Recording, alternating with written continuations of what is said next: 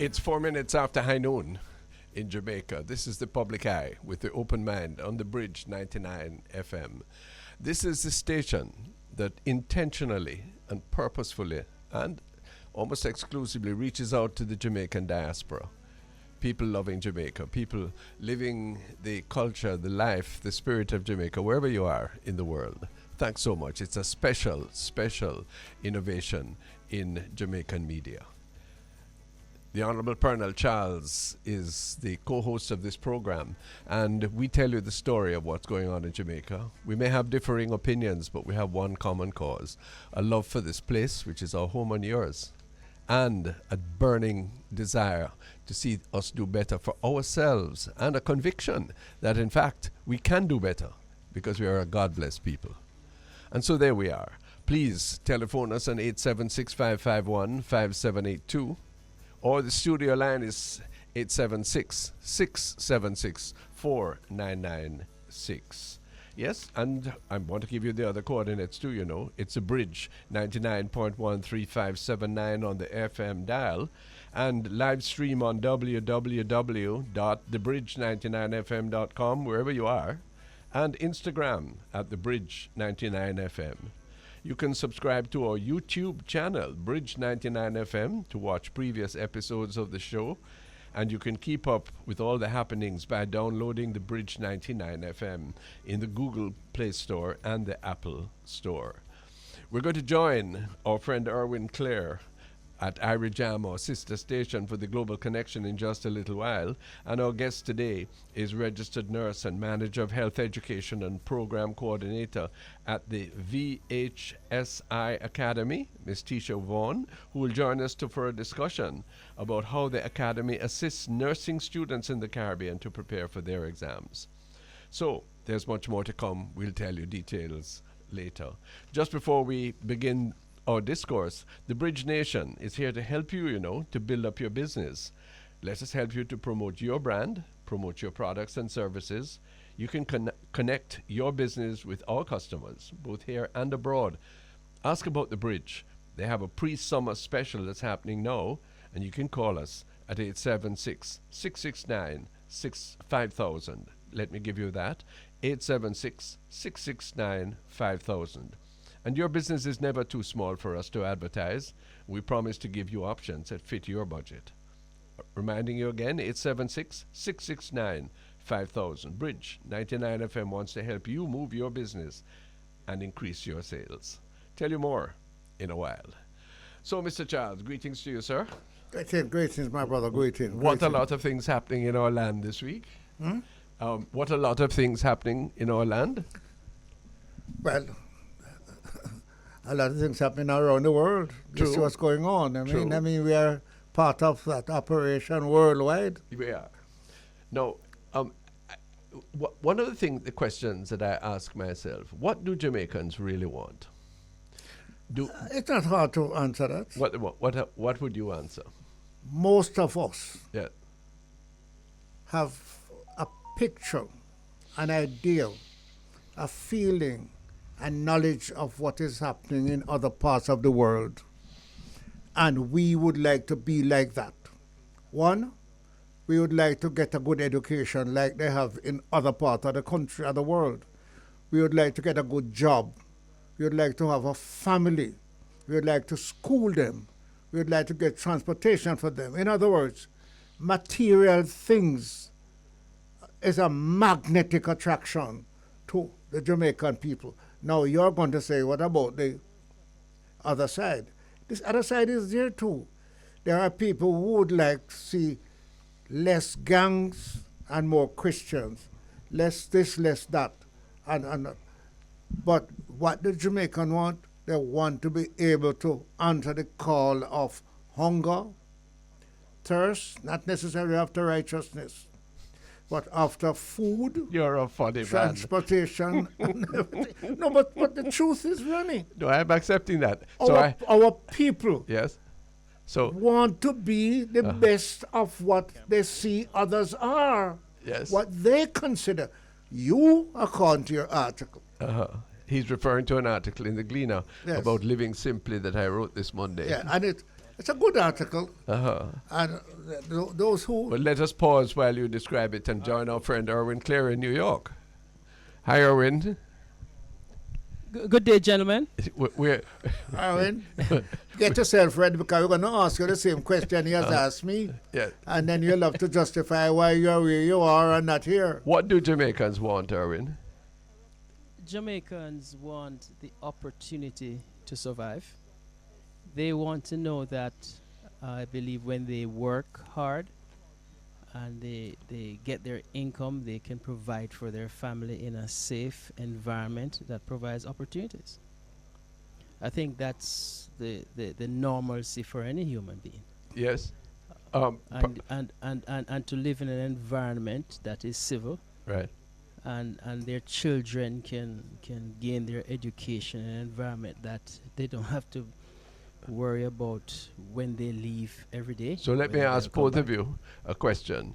Here in Jamaica, and the people abroad must reflect on this naturally too, is there any prospect of those basic things, a good education, a reasonable and affordable health care, a pleasant environment, work, meaningful work, a modest dwelling, if that is part of the list? Is there any chance of all Jamaicans having that? Don't let me answer that quickly. The answer is not all of us want to do what is necessary to get that. In other words, that was the argument that the white man used against the slaves, you know, no, hold that he on, didn't work enough in order to make life better for himself. It may not be wrong. My God. Hold on. Careful. Hold on. But let me explain what I'm saying. Okay. Because if many of us had fought a battle that others fought, they might not have been in slavery that long. But let's get on to what you asked me earlier. What do Jamaicans really need? They look at the world. They look at Irwine Clare. They look at some of the West Indians in Britain, Canada, and America, who know sending money to them, clothes to them, taking care of their children here. Yeah. They would like to be like that. Now you're going to tell me that is material. No, but that's nothing wrong with material. Well, But material alone can't satisfy you. Man does not live by bread alone, what but by else? every word that cometh from the mouth of God. What else? And let us not kid ourselves, though, gentlemen, that this is a conditionality that is not just on Jamaica alone, because even those of us in the diaspora who send home and help have challenges too, are facing some serious challenges. Yes. However, though, there are certain basic things. When we see, for example, and I'm speaking from experience now, when I sit in my office and a woman comes into me and says she's from Spanish Town, and she comes in with her family, who are my clients who have assisted with some immigration issues in the past, and they were satisfied. And she came into me and she said, "Sir, I came through the border." And I said, "Which border?" Well, she had to leave where she was living because she was raped. She's scared to go to the authorities because she'll get raped again. She felt that she was continually being preyed on. Now, all these things, gentlemen, I don't know. It's just what she's telling me and what the families tell me. They arranged for her to fly to Panama, trek across, I guess, Mexico, Cancun, and before you know it, they're now in the United States and are now seeking refuge. And Irwine, I would say to a lady like that, what she has gone through, many of us would never tell ourselves it is possible to do. We'd never do it.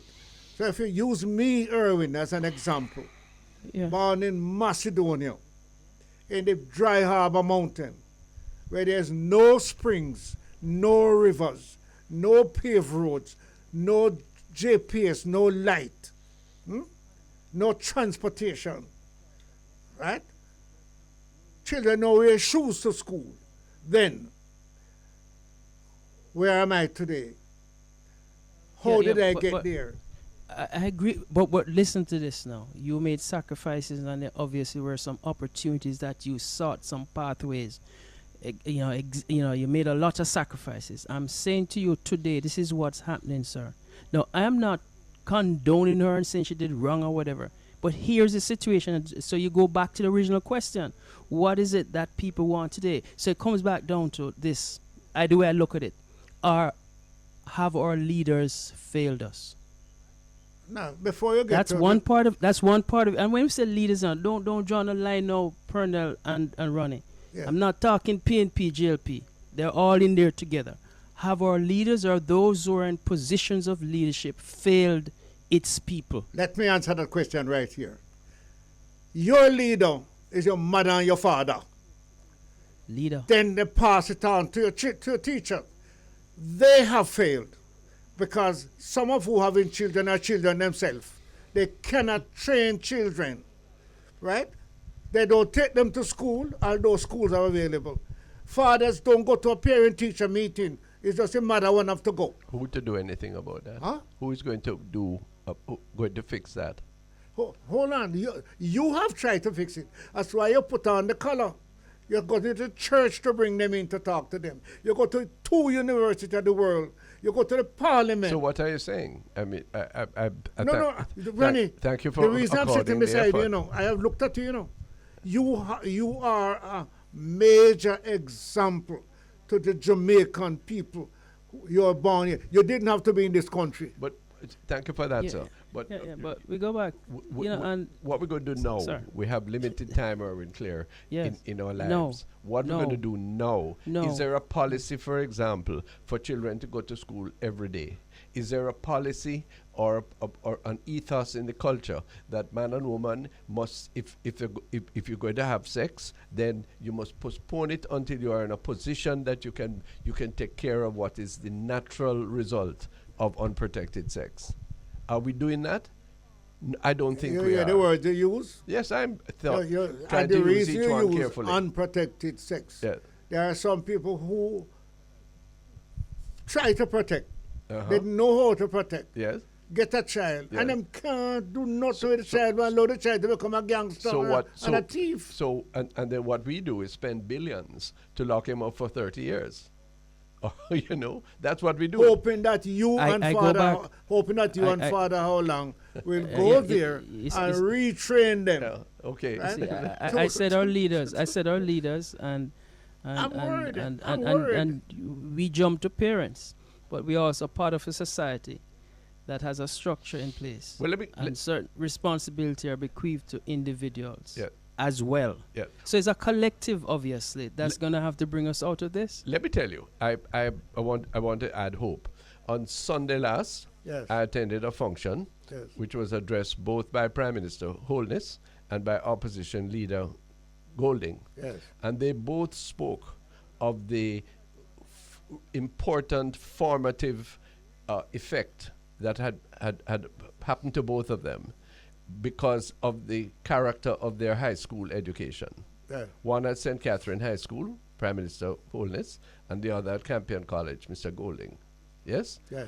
And they spoke and endorsed a standard and a type and a content of education which was heavy on civic and humane values, and asked those who were there if we couldn't do more to engage that kind of education for the benefit of the nation. I thought that was, I wrote afterwards and congratulated the Prime Minister, because it was very important that he said that. But if he's going to do that, there are certain other things that he has to do that only he and his government can do, and sadly they're not doing it. Well, let me quickly push this on you. You cannot expect the mothers without father, or mothers and father alone to train the child. You cannot accept a teacher to get a child who have no home training to come to school to tell her all kind of bad word and expect her to be comfortable. How are we going to change it, Chief Charles? I am putting it to you because we are all of us, you and Irwine Clare and me, We have to go I and have a see very important- what solution, Yeah, I how have do we get the solution to this? Yes. Irwin, what you have to say before?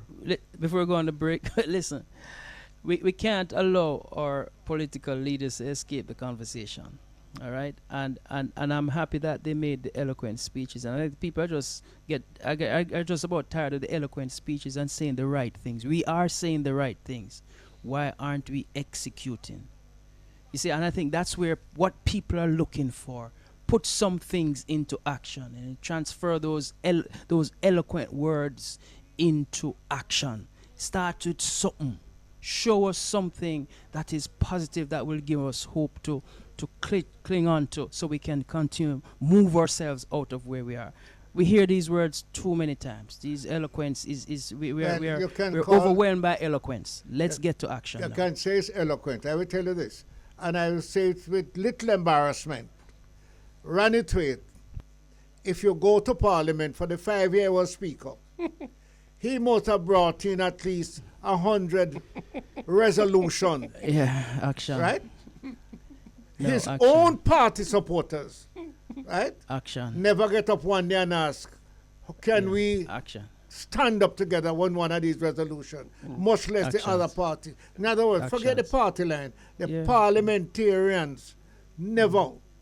Well, and what happened? well, you know what the good news is, though? You know what the good news is? Know that they are empowered with a whole lot of finances and income. There's a whole lot of expectation. But gentlemen, we're up on a global break. Yes. So we're going to have to do that. And When we come back, Nurse Teisha Vaughn about bringing up to higher standard our Caribbean nurses. This is the Public Eye and the Global Connection with Irie Jam. We soon come. The rich conversations we're having here on the same subjects. Jamaica is great. We can make it greater. We have to lift up the human capital. And so we welcome Nurse Teisha Vaughn. Hello, nurse. Hi, thanks for having me. What a pleasure. Nurse Teisha Vaughn is the Manager of Health Education and Program Coordinator at the VHSI Academy. Tell me what VHSI Academy stands for and what it does, please. Sure. So VHSI means Visiting Healthcare Services and Institute. So that's what it stands for. We have an arm that is a nursing academy. So we're focused on training, helping to train nurses. We are an e-learning extracurricular platform, and we specialize in helping nurses to pass their clinical examinations. And now we are launching into the written examinations.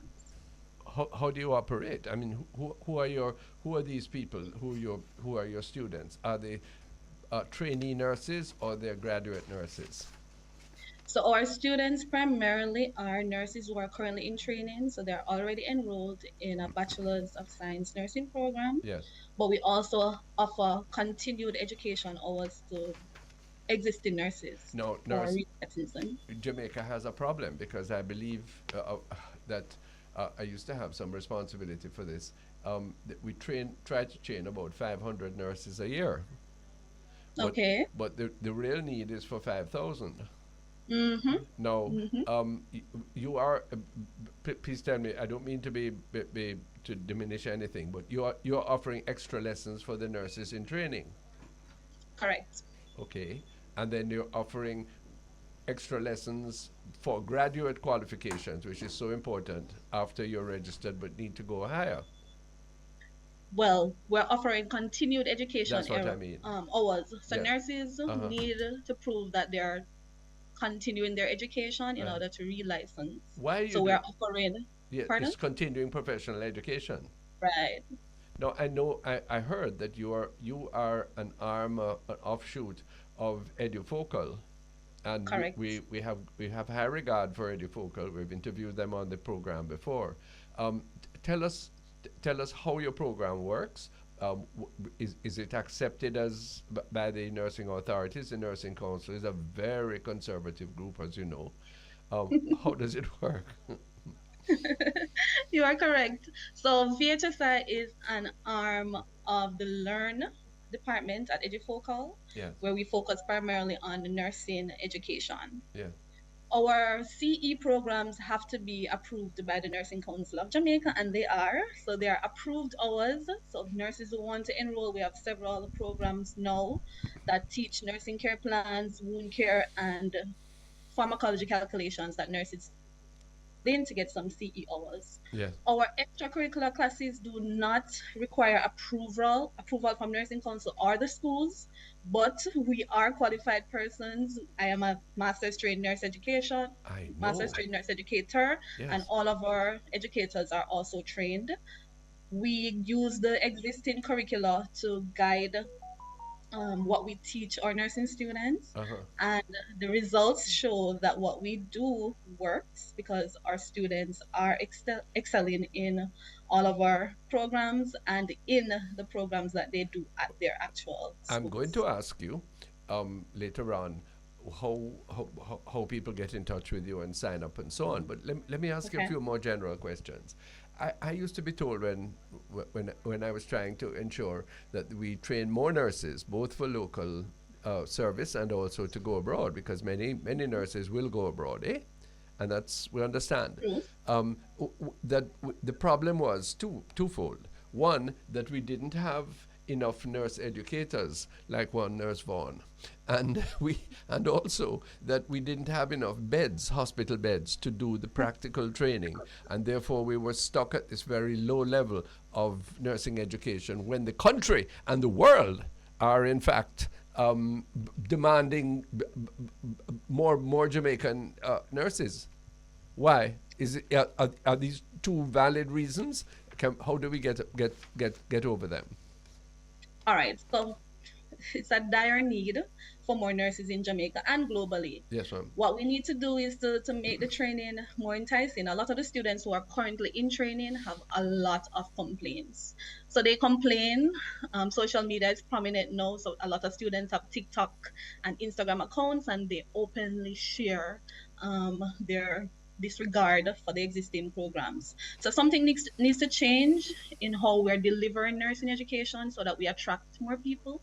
And then the nurses are not comfortable, they are not satisfied with their working conditions. The students go into the working conditions while in training.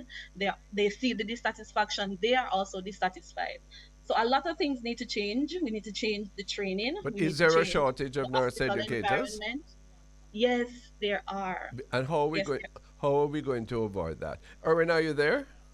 Yes, I am. You know, I want to tell you a story, and tell Nurse Teisha and Pearnel. When President Obama came here in 2015, I met him, and I was in government at the time, and he sought me out because I had responsibility for nursing education.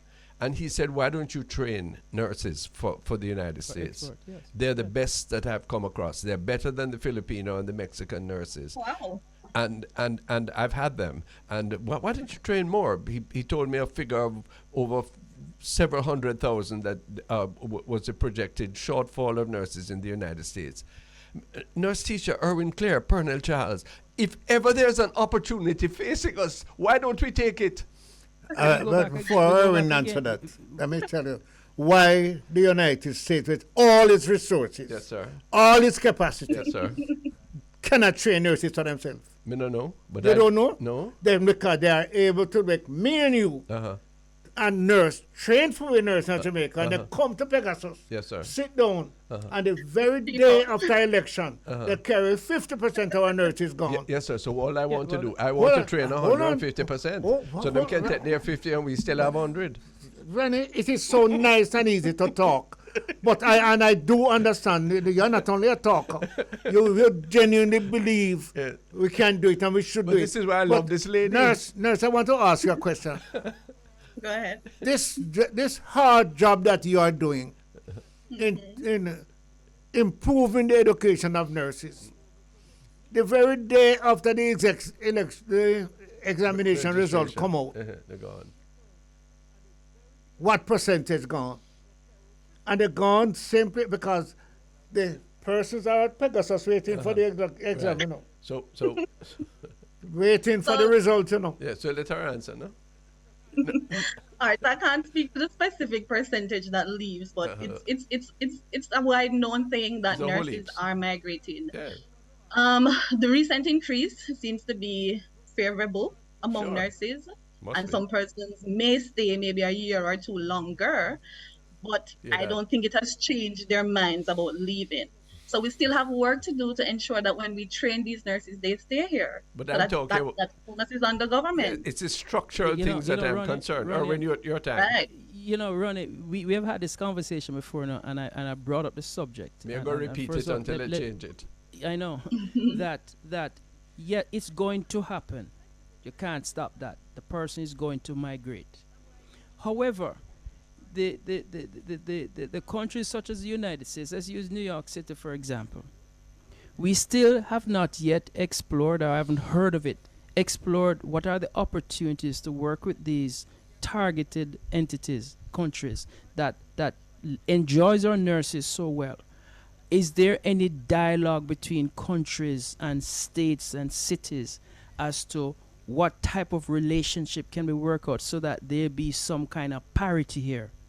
I don't talk know. specifics. Meaning, for example, You mean find a and this money to help and us this is again where, you know, if you listen to what Dr. Claire Nelson said last week about the opportunity for advocacy and lobbying. No, I want by specific youth. things now. I'm gonna get there by recognizing that there are Jamaicans and Caribbean nationals strategically placed in these cities where these nurses are coming into in political positions as well.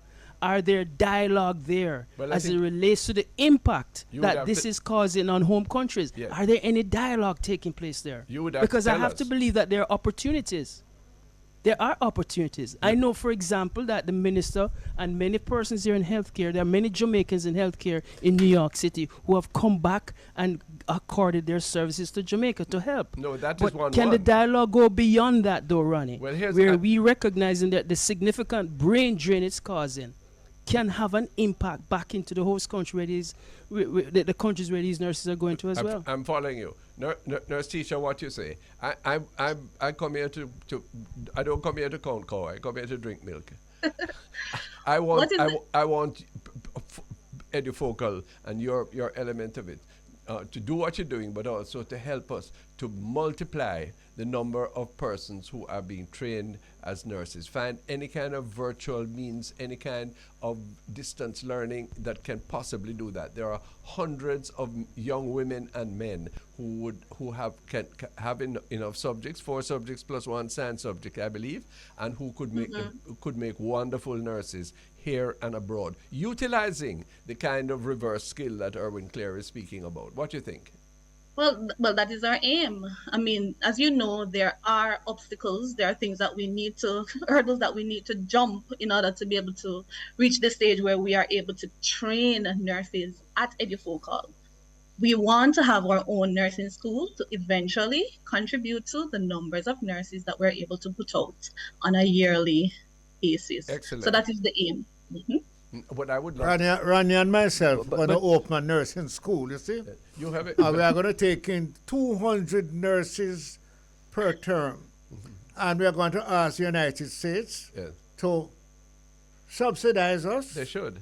so that we give them 100 out of the 200. In other words, it can work. Well, I would. But want, we're about to And that's where- talkers, not actors. And that's where I that's want where the dialogue. That's where I want- believe the dialogue would start. And she did mention that there are also hurdles and situational factors here in Jamaica that Yes. also needs to address in order to attract more people. So- because I think we're also a hindrance in the whole process here. So I would. We like need to remove those Right. obstacles. I would like to to propose the following.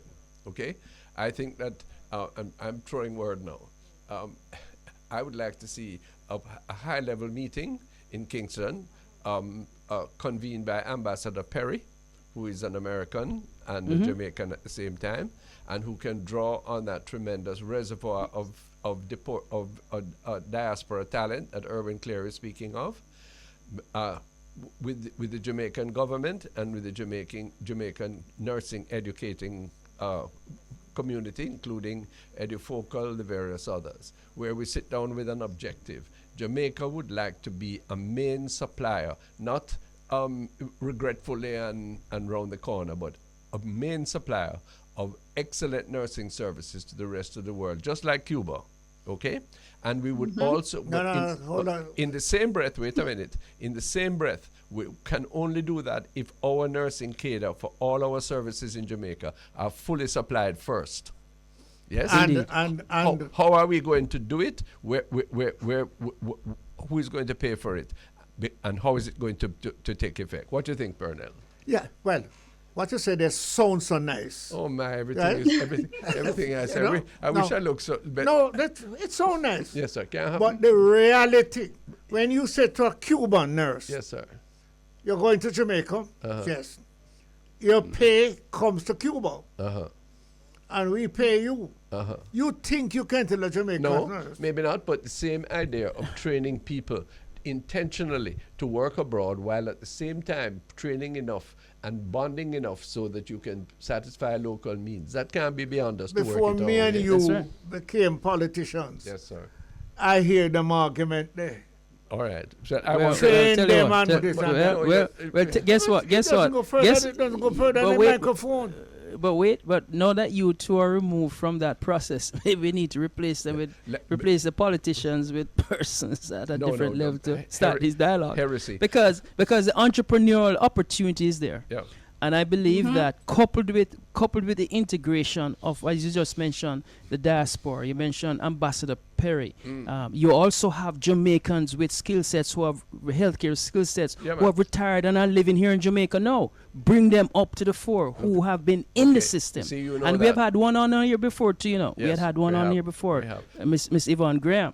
So these are persons who I think can bring to the be brought to the table. I want to ask Nurse. Mr. Thwaites, Yes. I think your solution is probably the best solution that exists right now. Okay. We cannot stop our nurses from leaving. No. We can't. So we have to train enough so that even when persons leave, we still have enough. But to convince the persons who are staying to stay, we have to fix little things. Clearly. One of the smallest things the government can fix now is the working environment that our nurses work in. True. Simple, easy, nice bathrooms, a nice room to rest when they're tired, a nice room to eat, giving them the proper equipment, simple vital signs equipment. Those are things we don't have. Let's start there. Oh my So, Lord. nurse, answer me now. Why the rest of good nurses, and we are the best nurses in the world, how them stand taking care of we? But they stay on We must be thankful for under that. pressure. And don't shake that tree too hard. And don't shake that tree too hard I'm either. I'm simply saying, it is not because we don't have enough good toilets, good bed, good this, good that, right? There are some teachers, politicians. But why are you being so defensive? I was about to ask you that, Pearnel. Why are you being so defensive? They're not going to stay here because the traction, the magnetic money You're sounding hopeless. We can't give up. I sound like I give up. Nurse, one last question for you. What about those persons who are not registered nurses? Does Edufocal and your group ever think, because there's a vast market, is there not, for people who for the professions allied to health, the geriatric carers, the ambulance drivers, the phlebotomists, all of those who are in such demand? What you have a word for them? Is there any hope for them in terms of systematic training? Sure, but before I get to that, let me mention our R&R program for licensure. That's what we're launching today. We're actually having an online webinar at 6 p.m. What's that? And all nursing students in their final year and the third year are invited to attend. The link is on our social media page as well as on our website. That R&R program is designed to help nursing students to pass this exam on their first attempt so that they can start working as registered nurses quicker. Right. Well, that's a tremendous advantage, and they can link your website. That's VHSI Academy's website. Yeah, or, right. Or www.vhsiacademy.com or IG page at VHSI Nursing Academy. Listen, that's a great opportunity. None of our nurses can go to America unless they pass the exam that you are promoting. Well, they Right. You have to be licensed and registered in your country in order to sit the yes. NCLEX Uh-huh. and And we do do it so there. well when that However, there happens. are ways to circumvent that. That's Yeah, right. but There not are for, ways to circumvent that depending on where you're doing we want them your to go. We want them to go through the narrow door, though. The straight's a narrow path, you know, All right. that leads to the Correct. kingdom. Nurse Teisha Vaughn, thank you so much for telling us. Thank you so much for the work you and Edufocal are doing, and we hope many people more will be able to benefit from it. Big congratulations. to you. Indeed, need that. Thanks for having me. Sure. Thank you. Irwine Clare, when we come back Yes. from the break, Neville Bell, yes, is going to be joining us. My goodness, we will hear so much more about the special products coordination of the Cornwall College Old Boys Association and their Sharing the Wealth initiative. Soon come. This is the Global Connection on the public eye. This is the Bridge 99 FM. Pearnel, Charles, and Ronnie Thwaites are in Kingston. Irwine Clare is at Irie Jam in New York. Welcoming Neville Bell. How are you? I'm very well. Thank you for having me. Neville Bell is the Special Projects Coordinator for the Cornwall College Old Boys Association MidAtlantic chapter. Neville Bell, you hold a big post, man. That Cornwall College is writ large all over the world, eh? That is certainly true. That is certainly true. 8 chapters worldwide. 8 chapters worldwide. Yes, including in the UK and Canada. Yes. That's marvelous. And how do you relate to the school? What is the level of interchange that you have? Well, I'm from the class of '86. Yes. Yeah. So, an old boy, and definitely one very proud to be so. Excellent. But class of '86, and I'm actually one of the founding members of the MidAtlantic chapter. That's the one that's based in Philadelphia. Yeah. Who was your principal when you were at CC? Dr. Stokes, Wonderful. Yes, remember him. and then Mrs. Ball took over Mrs. after Ball took over. after Yes. him. Yes. Yeah, man. Good.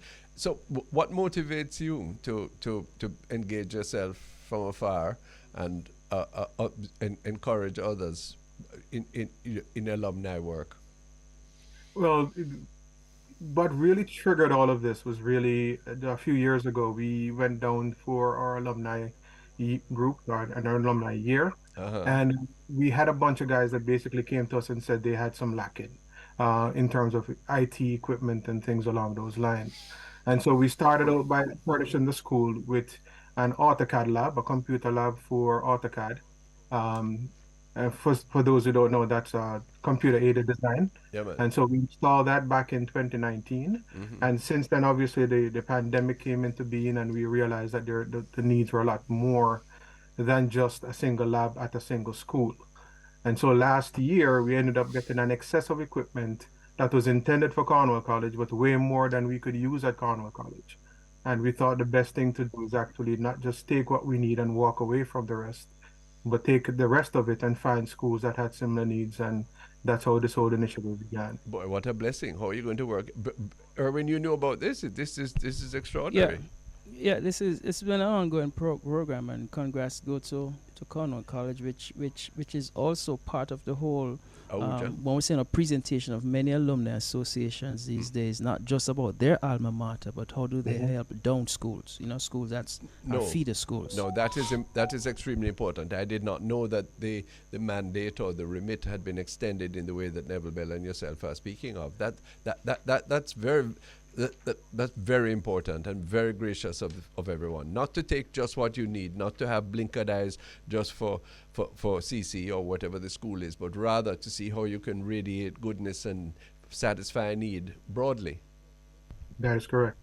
That is correct. And it's good when you have partners along the line that think along the same lines. Yeah. Sandals Foundation came on board last year. Did they? And basically, yes, they did. They certainly helped us to move this project all the way through to the end in terms of funding and so on. And even this year, one of the discussions we've had is not just to target everything with regards to IT, but to extend it beyond that and look at things like agriculture.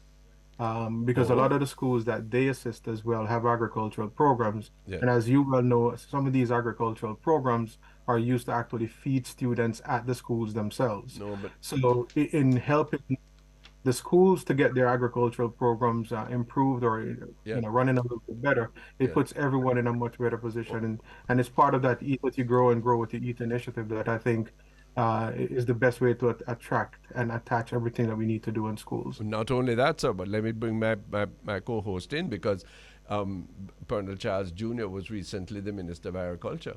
And if you promote agriculture in schools, not only are you improving the nutrition and therefore the overall well-being of the student, but you are also likely to reach a point where some of the students will not continue to think of agriculture as being a poor man's occupation, but rather think of it as being a reasonable profession for their future. That's good, you know. Yeah, but you have to inspire a student to the school that they go. Yes. When you inspire students to go to Jamaica School of Agriculture in Portland, and they say they don't want them no Jamaica food. What a shame. They want only food that come from foreign. They want a spanking. Are they the correct student for agriculture? Yeah. So therefore, selection starts very far. They would have fast for me. But you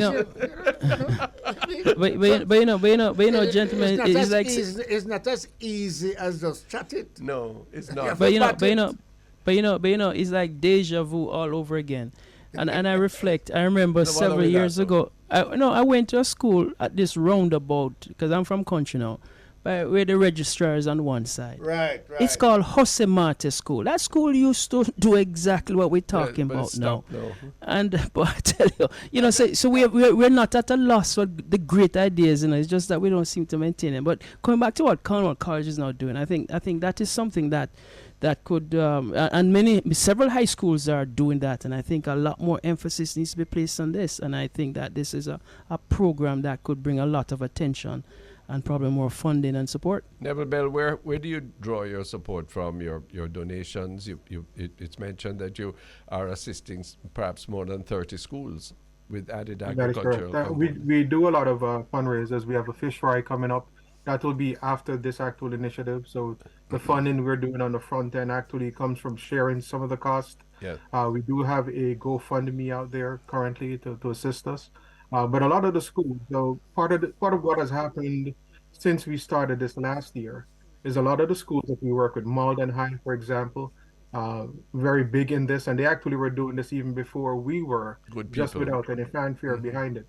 But Malden High, Mount Alvernia High, Montego Bay High, lovely. Westwood, and so on. A lot of these schools have actually, instead of doing things on their own, they've joined us or joined forces with us and actually kicked in some money to help us move things along. Oh, look at that. While we're helping their school, they're helping other schools as well. No, but hello, resources. but understand the depth of the significance of what we're talking about, because not only is this having a practical effect, but it is also stitching together what has been separated in the past for good purposes, which is the initiatives of the various high school alumni associations. Irwine, this is what we've been living for, you've been working on for years.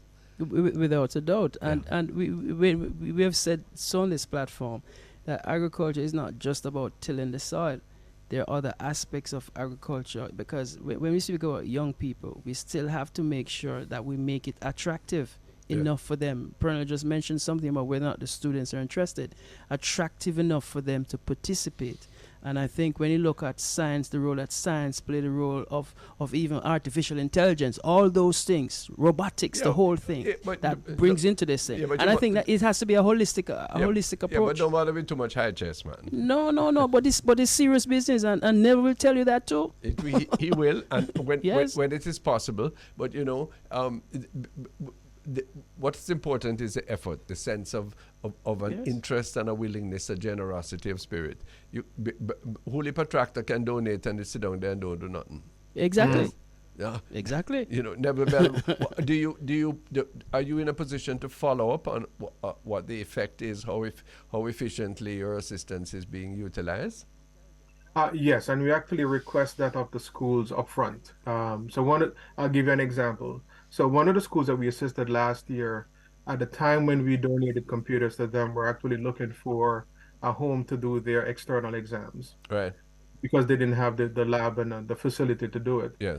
Once the computers went into place, one of the things that they sent us photos on were not only their students using the lab, but also other schools that they allowed to come in. Great. And then a few months later, they sent an additional photo with Heart Trust student coming in to use the lab as well. Excellent. So there There you go. is a benefit that keeps on paying itself. And one of the Exactly. things that was really heartening to see when I got the letter and the email with the photo, it was captioned "Paying it forward, Mr. Bell, paying it forward." Paying it So forward. those are the type of things that's heartwarming to see and makes you really want to double down and do more. So what's your plan going forward? How can we help? What do we need to know that would improve the effort that you all are making so well? Well, good question, and thanks for asking that. So we'll start with the most immediate thing. On Saturday, we load the container to go down, and we'll be doing that in New Jersey at Millwright Logistics, and that's at 200 US 22 in Hillside, New Jersey. That's about 7 a.m. we're going to start. So we're looking for some volunteers. Now, anyone that comes out, we'll ask them to sign a waiver of liability as we're using a third party's location. Sure. But going forward, one of the things that we do need is funding. It doesn't take cash to care, but it does take cash to do things that you care about. So we're looking for funding, obviously. So on our website, CCOBAMA.org, you can go there and do a donation there. We do have the GoFundMe. The link is there as well. But one of the things that you can simply do as well is actually just contact an alumni association near you and talk to them about something your school may need and basically make a connection. Sometimes simply giving back, you don't know how to go about giving something to your school. Yes. Well, here's a venue through which you can do it. Yeah. And we're not looking to make any money out of this. No. All the schools, all 25 schools that benefited last year did not have to put up a single dollar to get anything done. And that's great, thanks to Sandal Foundation for that Indeed. in great part. But a lot of it has to do with the hard work that is done by the volunteers that we have. Pearnel was asking me a little earlier, Irwin, what was the basis of my hope when all the issues that we were talking about earlier. And my hope is incarnate in what Neville Bell and his companions are doing, where people who could well have benefited from a place like Cornwall College, yes, as you benefited from West Indies College, and who are simply saying, look, it's time now. We can give back. And we are prepared. We find joy, we find colleaguery, we build community by doing so. And if we can do this, this is a tremendous compliment to whatever the state, whatever the parents, whatever anybody else in Jamaica can do. That's sacred stuff for me, Indeed. Well, gentlemen, it's coming up to the top of the hour there, and you have to go. Like, not only have to go, but we have to say thanks to Neville and his group there, Cornwall Cultural Boys Association, for what they're doing, and all the alumni association. By the way, before I go, robotics is now in primary schools. Next week, let's have that conversation. All right. Robotics Okay. in primary schools. Look at that. And that's a good move, and I want to say I'm kudos to interested you, in John. literacy first. Yes. But Yes. Well, robotics is part of it, sir. I hope so. All right. Thank you very much, gentlemen. Neville Bell, thank you so much for being with us, and don't weary in well-doing. And kudos to all of the Cornwall College Old Boys for their goodness and their partnership and their faithfulness. Thank you very much, and thanks again for having me. A pleasure. This is the Bridge 99 FM. This is the Public Eye with the open mind. We break for the midday or the 1 o'clock observances. When we come back, more for you. So stay tuned. Welcome back to the Public Eye on the Bridge 99 FM. Looking forward to a discussion with Clyde McKenzie a little later, public commentator. Maybe we'll be talking about things happening in the land at this time. The issue of constitutional reform is probably has primacy of place. I wanted to engage my co-host. So, you've been following the international news. We didn't take up this with Irwin, but this agreement that to settle the debt crisis in the United States. Yes. And it appears to be still hanging in the balance in the United States Congress. Yes. But You don't know what's the number one problem? what is it? Politics. But then the rest of the Because world. they say if you spend a certain amount of money, you strengthen the president's side. Yeah. If you don't spend that, you're weak. It is who going after votes Yeah, to the election. yeah. The president wants to spend more to put up him thing. So you're going to mash up the country in order to get one vote for you? No, well, Or it go? what?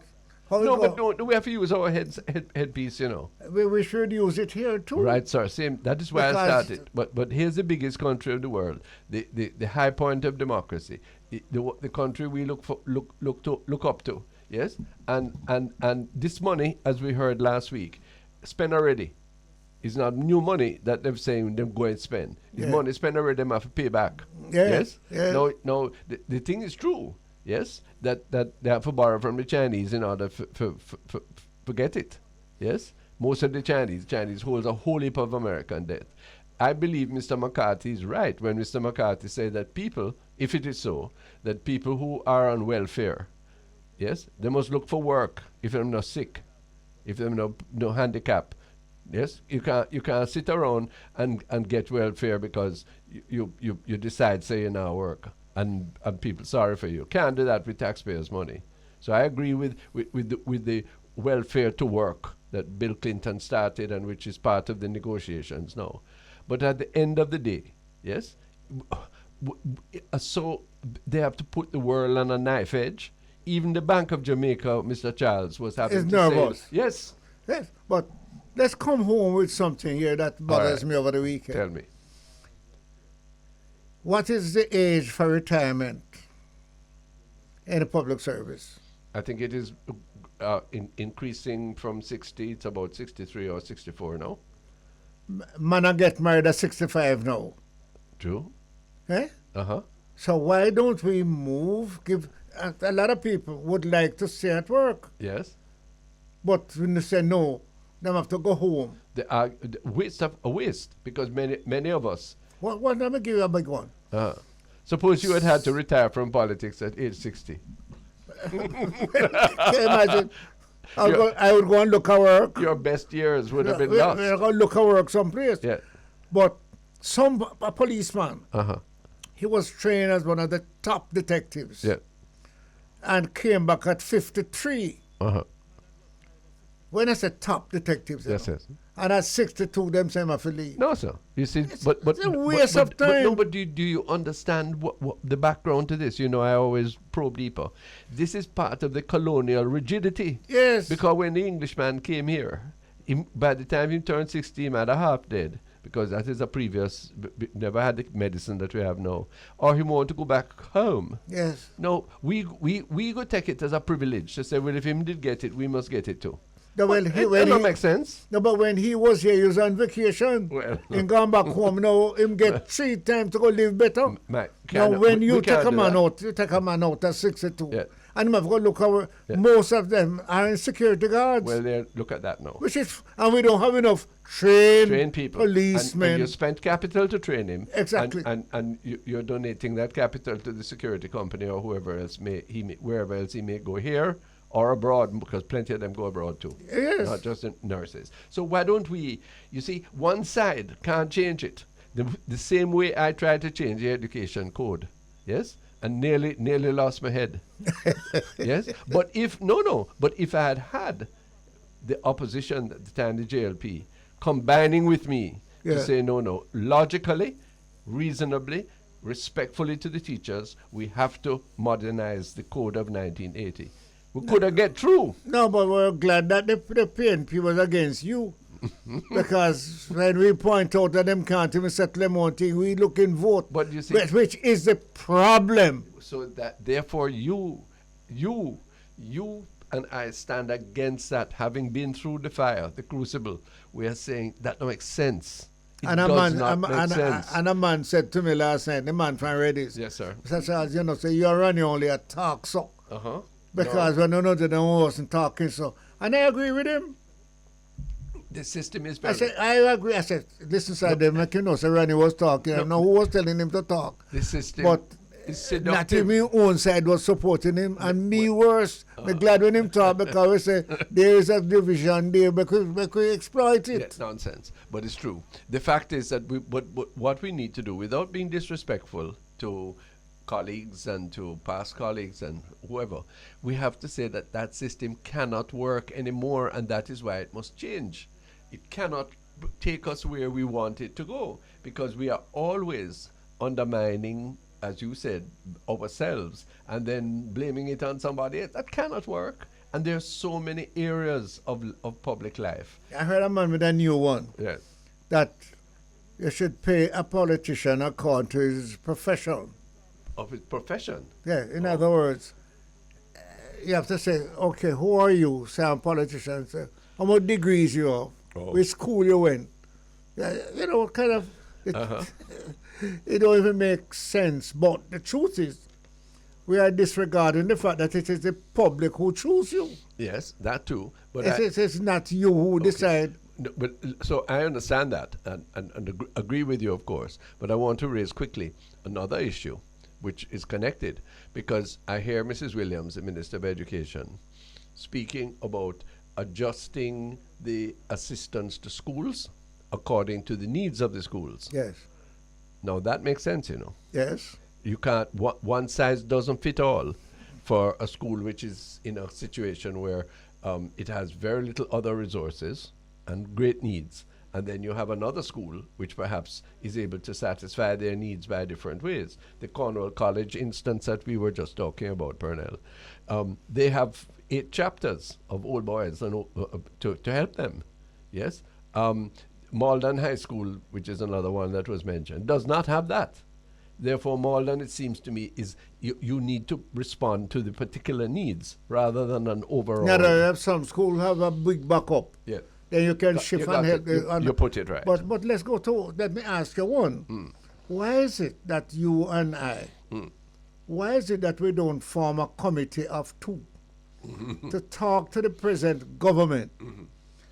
If my child is going to school X, and I would like to make a contribution to the school, that the government is saying, no, you can't contribute. Well, is that so?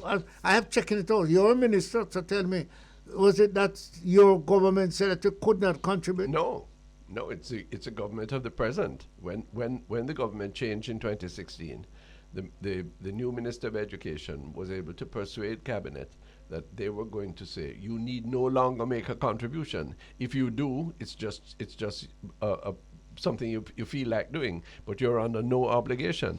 That is wrong. You cannot do that. Now, what do you do?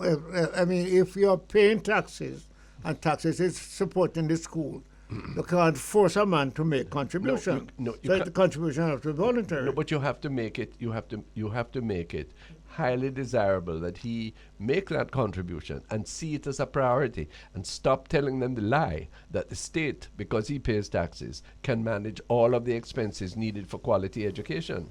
The state cannot manage the hospitals by itself, Exactly. the schools by itself. Hold on a In sec. fact, the church is being supported by members. Indeed. So what I want to see is a system of universal health insurance Yeah. in Jamaica, where if it is a quati that somebody has out of their pay, and that go into it. Even if it is a path money, they must put down threepence towards the health care that everybody is going to need. And he who is able to pay, and because of the level of their income more, should pay more. Yes, so that we build a health insurance scheme that allows everybody to approach the health system with dignity, and for the system to have the kind of resources that we all expect it to. 1. 2, as far as education is concerned, education is nothing of value in this world. I turn philosophical. Nothing of value in this world is free, Mr. Charles. Not even salvation. Let me disturb you because I'll go back to the article you wrote. Yes, sir. When you set up a school in Windward Road, Yes, sir. and you set up one in Havana Heights, Yeah. well, one of the heights, Cherry Garden, Yes, sir. and you tell the person in Windward Road that you're born in Windward Road, Yeah. a school set up in Windward Road, you can walk to school. Yeah. I said, no, I have to drive to go to school up in Cherry Garden. Right. Why? No, in other words, it might be, you understand the point I'm making? Yeah. That whether a student should go to the school that is Zone. close to them. Yeah. I said, but that the school no good. Well, the sister we want to make the school good, and that's why Mrs. Williams is correct, that you have to need support, that you have to aid the school in Windward Road to be good enough to attract the students who are sent to it, rather than everybody want to come to Cherry Gardens. Yeah, because what? The teachers themselves want to go to Cherry Well, Gardens. because The teachers themselves. because things are uncomfortable down there. Exactly. And it's not easy. It won't happen overnight. But that is the direction you have to go in. Similarly, regarding constituencies, let me get your views on this, because there's been some expression this week. When you give for hurricane season start tomorrow, sir, and every constituency is being given $1 million to make preparations, yes? With the greatest of respect, that can't work. If you in North Clarendon get $1 million, what you have to do with it to make sure that your drains are clean and your gullies are in some order, it's very different from what Central and Kingston have to do, you know. Of course. But it's the same money we get because what? Because everybody is equal. That is not equality. That is to use the term equality to embed inequality. Well, agree with me now? I just tell my friend from Reyes, if read him, just read that, me and him write it. I adopt you. I make you. If I write it, you sign it. But Randy, the truth is, So why we not? there's so many things why that we not sensible? should be done, that can be done. Yeah. So why we not do it? I am not sure. I don't know, because we are divided on whether it should be done under who. We are divided on whether it should be done now, or whether it should be done after the next election. You know the problem? None of us believe it. We don't believe in judgment, because how you going to stand up and when you have to give account for your stewardship? Yes. How are you going to say that because you have this some false notion of sameness that you are going to give North Clarendon the same amount that you give a smaller constituency? It don't make sense. You're prejudicing one under the rubric of what you're calling equality, which is really sameness, but is in fact affecting inequality. But if you go back to what I said to you this morning, school. Mm-hmm. My school was exactly 2 miles away from my yard. Yes, sir. And the school in St. Catherine is a few chains away. Yeah. So, but I didn't have any bus to take on or any truck, so I had to foot it. Yeah. But in footing it, I didn't have any shoes. Yeah. You understand? So you book out 2 toenails, you have to walk on your heel. But guess what? Go to school, boy, if you leave country. You see, your father was insistent on that. You understand? Community. We have to take a break. When we come back, Clyde Mackenzie joins us. He's described as an accomplished orator. My goodness, we're going to talk about constitutional reform. Stay tuned to the Public Eye on the Bridge. 25 minutes past 1 in Kingston, Jamaica. Don't know what your time zone is, but tune into the Bridge anywhere you like. It's all over the social media platforms. 99.1 3579 on the FM dial. Clyde Williams, greetings. Said love. What a pleasure. Thank you very much. The Honorable Pearnel Charles is a co-host. We both are Yes, I'm a father, I know. glad. Yes? Clyde, you know me. I tell him man, him say, I tell everybody say I'm a father. I'm before Pearnel Junior. Make everybody know that I'm a Pearnel man. I won't say any further in the year, but you need to call me, right? Well, Yes, I hear you give me your organizing so I get a minister position. is that what he does? Clyde Williams, serious thing now. Yes, ma'am. How you see the process of constitutional reform up to now? You're an attorney, but you're also Yes. a person who is interested in public affairs. You have a settled view. How you see it working out now? Is it doing what we thought it would do, what we needed to do? Well, it's early days yet. The government says it's approaching it in stages. The CRC in stages. So the focus at the outset is on the executive, it seems, the head of state, just that narrow focus for the first stage. But I'm a little disappointed insofar as it appears as if we're keeping the colonial structure, which is and I'm not saying we shouldn't, I'm just saying we should debate it, which is we're going to keep the Senate, we're going to have a House, because that aspect of it is an deeply entrenched aspect requiring referendum change. And I'm not hearing any discussion about whether we're going to keep the 13 or an 8 senator situation, which is an deeply entrenched provision requiring a referendum to change. So I'm a little concerned that we're not discussing whether or not we should have one house in the parliament, whether like the South African model, one house in the parliament, even if we're going to have that house select, as they do in South Africa, the president. We're still looking at 2 chambers, which is a colonial setup. But hear me now. So yes. I mean, I'm a little aghast at what you're raising, because you are the first man who I have heard raising anything about the bicameral nature or the unicameral structure. We're reached there. I mean, we don't even start with that. Yes, but I believe we need to necessarily start with that. No, well, okay, but then who is setting there? Who is telling them what to talk about? We got three sets of redacted minutes the other day. Yes? Yes. I want to make a statement to you and to Pearnel and to our audience, and it's a serious statement. Yes? If the referendum were to be held now, I would vote no, you know. Me too. I would vote no. Right. Me too. And I would encourage others in my circle to vote no, because it gone wrong, it gone bad. Yeah, but Ronnie, you would vote no. Well, I will tell you, I've told you this long time. Yeah.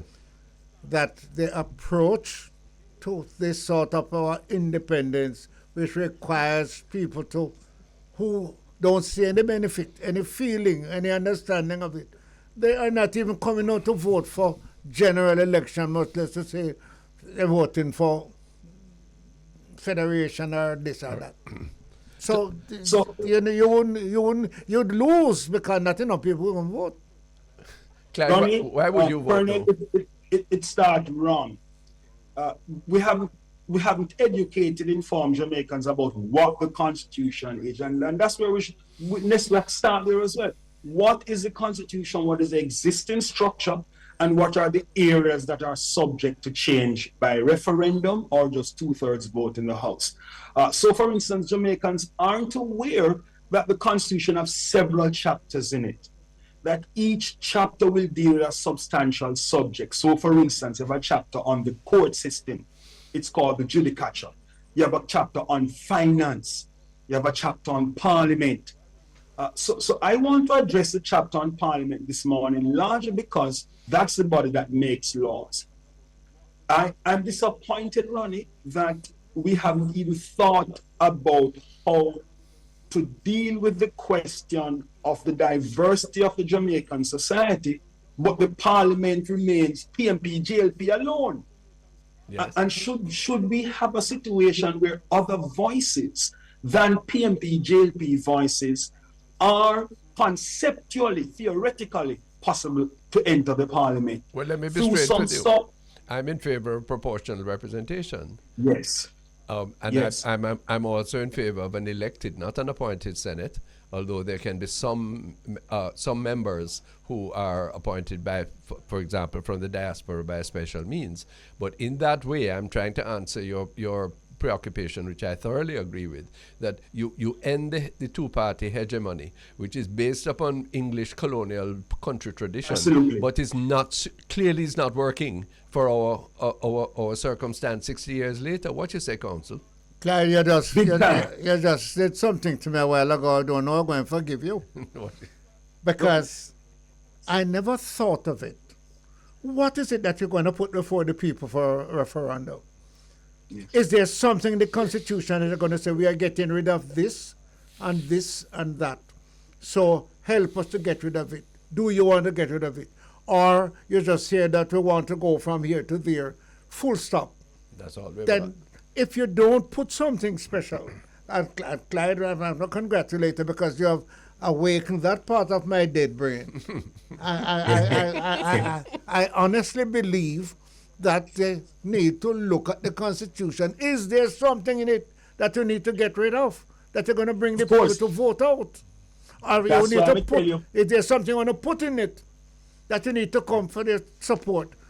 If you don't have that, you're not going to have any referendum. Well, that's why I tell him, must tell the people, man, you're first boy. You know, I'm stoke like a fire in here this morning. All right.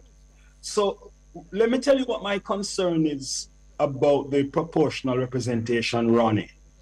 And that's why I would favor a single chamber. We can't afford to have it fragmented, and a proportional representation system like they have in Europe and other places could create a situation where the government does not have a majority in the parliament or the Senate to pass law. So it provides for a fragmented system. When you have an upper chamber. Let me contest you. What it can have that effect, and that's a point that I think persons like Dr. Barnett also put forward. My view is what it does is create the necessity for consensus and for compromise and for cooperation. What you say? But it is a consensus. A fair comment. It is a consensus that's going to create the party. If there are 12 people who get together, 5 get together, 6 get together, that is the party. So, it is not one big party you must come on. It's a amount of people who get together for that consensus. Well, that's exactly it. Depending your on your comment, your comment is incisive. It's fair. Yeah. So I say our underlying political culture is tribal. That doesn't go overnight, and I fear that kind of tribal culture, when you have an institutional arrangement that pushes to compromise, when you don't have a compromise relating culture, could cause gridlock. And can you imagine the inability to pass a budget in Jamaica, for instance? So hear me out on this, Ronnie. Very critical point to discuss and debate. I favor the one house because in the one house scenario, you could have proportional representation without running the risk of a gridlock. So you ascribe a number of seats to be contested on a proportional basis, but you ascribe a certain number of other seats to be contested on the first past the post. So it's a mix. So you always ensure that the likelihood of the government not having a majority to pass law is not a problem anymore, whilst you increase diversity in the one house chamber. Well, okay, I would have to think that through, and I'm grateful for the gloss you've put in it. But my view is that there are a plurality of views and priorities, and being able to pass a budget, in my view, ought to require a very detailed, deliberate task of sharing interests and brokering priorities. What it is now is a routine exercise which involves no scrutiny and, in fact, canonizes one man or one group decision, which is wrong. I accept that. I accept that 100%. But changing the institutional mix does not necessarily guarantee that it will become better in and of itself. No. But I accept the point. So what I would say, Ronnie, is whatever happens, Ronnie, we can't tie the government's hand. So let us say John Brown is elected to govern with a majority.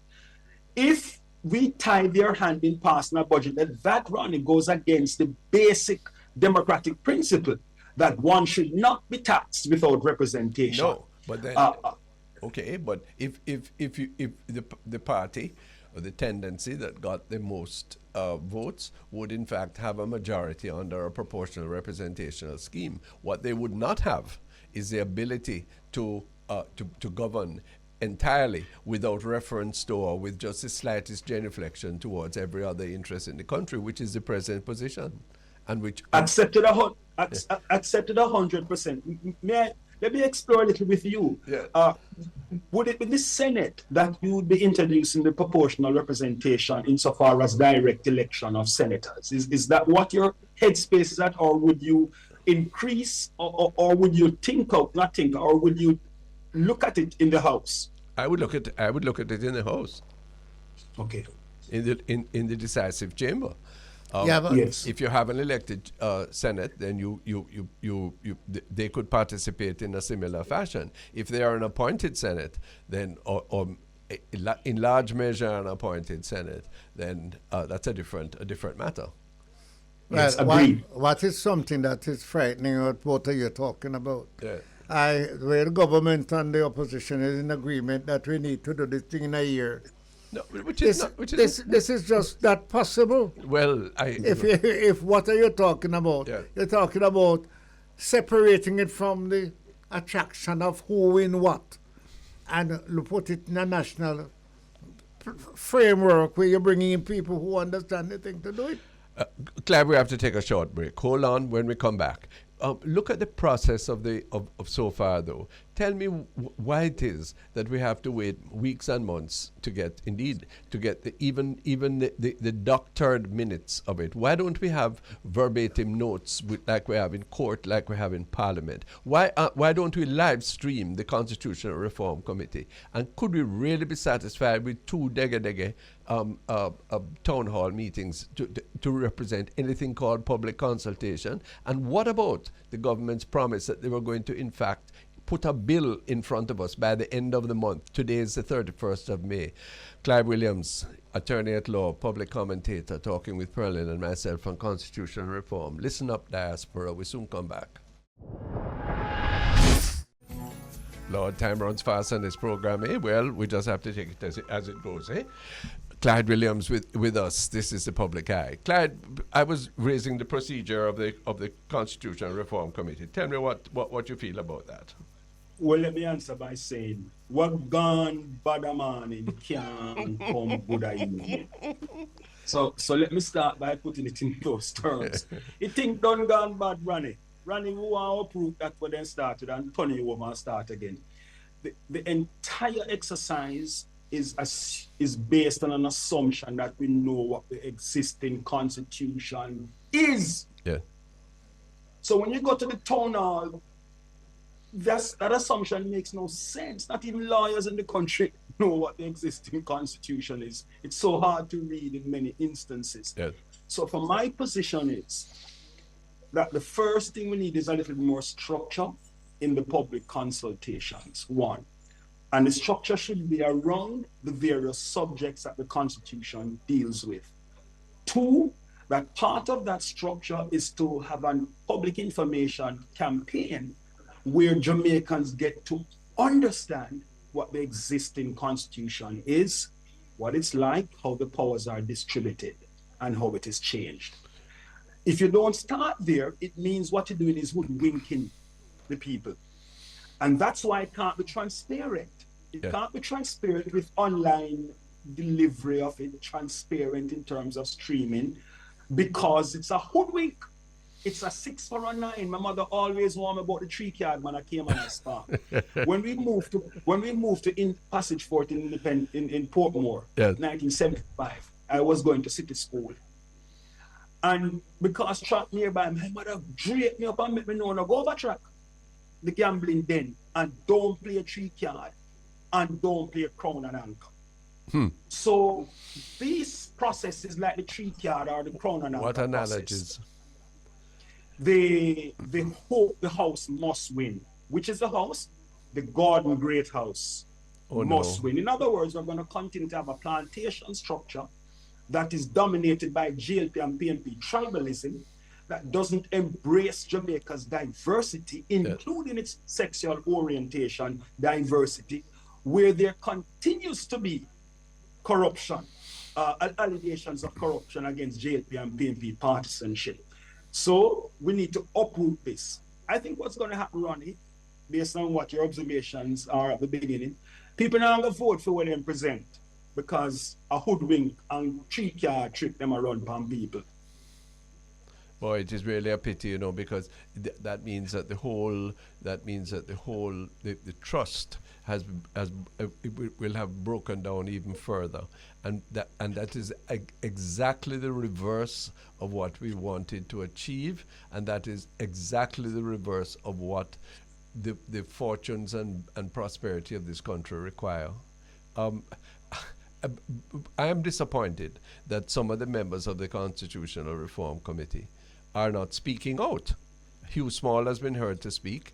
You have where are the 2 PNP members? What are they saying? Do they agree with this thing where we are going to all meet together and sing Kumbaya and appoint somebody to replace Sir Patrick Allen? Is that the extent of the referendum? Yeah, but let me ask you and Claire this. What you are suggesting is a new constitution. Yes. Right? How long would it take us in this political atmosphere, in this partisan, bipartisan situation, to produce a constitution that you can put to the little man out there and tell him to vote for it or not to vote? 3 or 5 apart years. Apart from, you have Clive? 2 points. One is the Governor General must go. Plenty more. Or 2, you must go to Privy Council here or there. That is just a beginning. I like Clyde Williams' suggestion. You take the chapters of the existing constitution and look at each of them and discuss it, what it presently means and how it might mean. Yes, and if you segmented it in that way, I believe you would have at least made a better attempt than this kind of scattershot that we're into now, Clyde. Absolutely. Ronnie, I am not voting for a Jamaican monarchy. I tell everybody this. No, who want bex me? I say, boy, I'm a colonial, can bex me upon the long end. I'm going to name all the countries. Cayman, Anguilla, Turks and Caicos. A whole side of countries that have remained with the English are doing significantly better than Jamaica, and its people are doing significantly better than Jamaica without any political tribalism that we have. I am not replacing the king with a Jamaican political party tribalistic monarchy, where you have a PMP king, then a JLP king. I not do it. So, so I agree with you, Ronnie, that unless we decide to have a look at the entire structure, its framework, which is colonial. For instance, a man can come from Pakistan, live in Jamaica for 1 year, and turn the prime minister. Yeah. But a friend of ours who goes to the United States and for the sake of his children and his pension becomes a citizen there. He, although he may be living in Jamaica, has property in Jamaica, deeply invested, he can't run. Same so. No, Ronnie. The qualifications in Section 39 of the Constitution to be appointed a senator, to run as an MP, is a deeply entrenched provision, Ronnie. Oh. Yes. Section 39 of the Constitution is deeply entrenched, and you hear them not touching it, which means we live in a situation where the man from America or Canada, well, Canada is Commonwealth, the man from America, as he just said, chewing gum for making people them better, in can qualify now for running a Jamaica. We haven't even said that. We're going to touch that. And that calls for a referendum because it is deeply entrenched. So let me ask, I was asking the question, why do you think that we are approaching it this way? Why the points are so clear as you make them and others, and the resistance is so obvious, whether it's passive resistance or active opposition? Why is the government, why is the Prime Minister, who must be very attuned to public opinion, why on earth is he going on with this? I can only hazard, as lawyers would say, we'll draw an inference from the facts that we know them, a conclusion. The first thing I want to say is that ideologically, philosophically, the JLP is not necessarily the best party to carry the process. And I say that not in any disrespect to the JLP, but its history is not founded in constitutionalism or philosophy or ideology. It more is a party of the businessmen initially, and of course the working class when Buster man. So it doesn't have those philosophical moorings and groundings.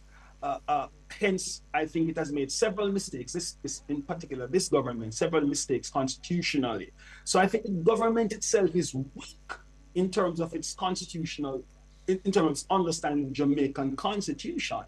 And I think their philosophical position has caused them to de-emphasize the significance of uprooting the colonial constitution and allowing Jamaicans to talk a little bit more about what we want in the future. So for instance, Ronnie, Jamaicans vote for a prime minister. We vote directly through the proxy. When you go to the polls, a man tells them, I vote for the PNP, can want Andrew, I vote for JLP, can want Goldie. So I'm asking, then why don't we give the people what they want, Ronnie? Yeah. Since we already vote prime ministerial, why don't we give the people a direct election? Yeah. to Prime Minister ship. What do you say, And you say, Mr. why? Charles? Well, when I listen to you and Clyde, my son, saying, the people, who are you talking about? Ordinary people. I and I. Huh? I and I. I and I? Yes, I and I. Well, it's not you and me. Going mark this thing, you know. No, what's your point? You have some people who first don't have no interest. There's nothing in it that can draw their interest to go into any polling station. But that itself is a problem. You can't run a country with 2/3 of your people opting out. But Ronnie, we do have Exactly. If you say that about the present government, and the government now mean PNP and JLP, 50% of the people didn't vote the last time. No, therefore, but that it seems to me that has to be a critical factor in terms of the reform of the Constitution. Exactly. And therefore, you need certainly, at the very least, I'm following Clyde, to take the time to ensure that they at least know that which they wish to absent themselves from or wish to participate in, given the new knowledge. Add something to it. A constitution that have something in it that can attract them.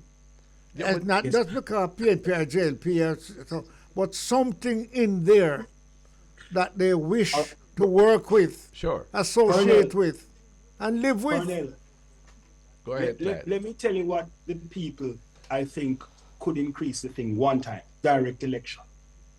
Jamaicans want to have an opportunity to directly elect the chief executive officer of the country.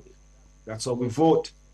And I believe such a change, which would mean that we're looking towards creating a situation where it don't have to be JLP man or PNP man who wins necessarily.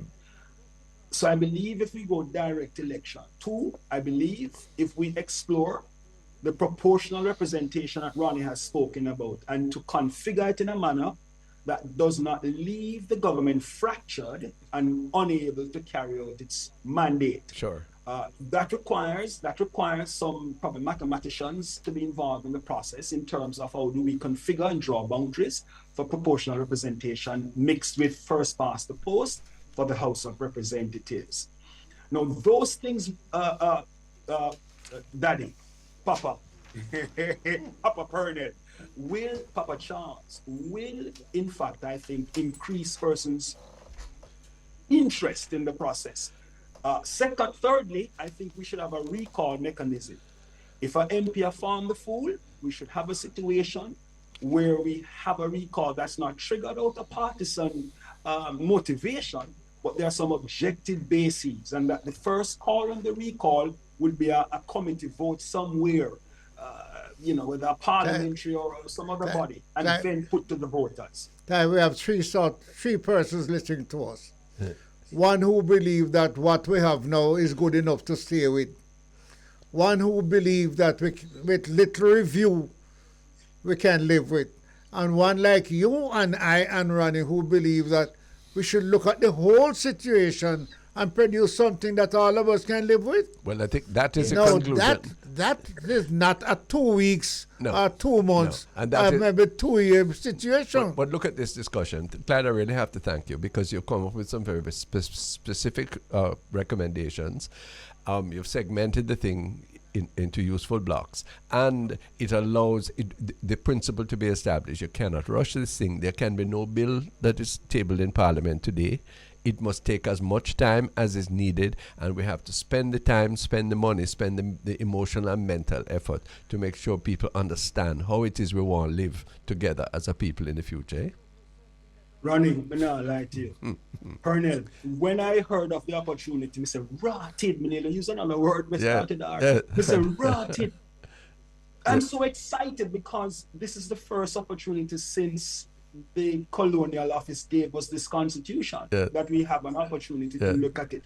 And it's at a time when diversities envelop Jamaica. It's at a time when we know what our strengths and our weaknesses and what the problems are in the country. And I was so excited until they announced the chairperson. I must confess, I'm not being personal.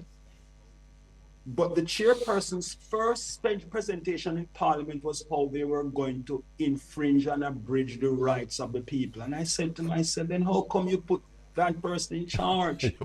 This is the Attorney General under whose watch the NIDS thing came crumbling down, a massive government project, just because the AG wouldn't listen and advise the government properly. I remember how the AG was pugnacious, like a fighter, when people suggested that NIDS would be unconstitutional, and rather than appoint a joint select committee, they rushed ahead. And so when they appointed this, Marlene is a friend of mine from law school. We went to law school in the same generation, representing the law school in Princeton for debating. We run on the Faculty of Law team as runners. So this is somebody I know well, and this is somebody I get along with well on a personal basis.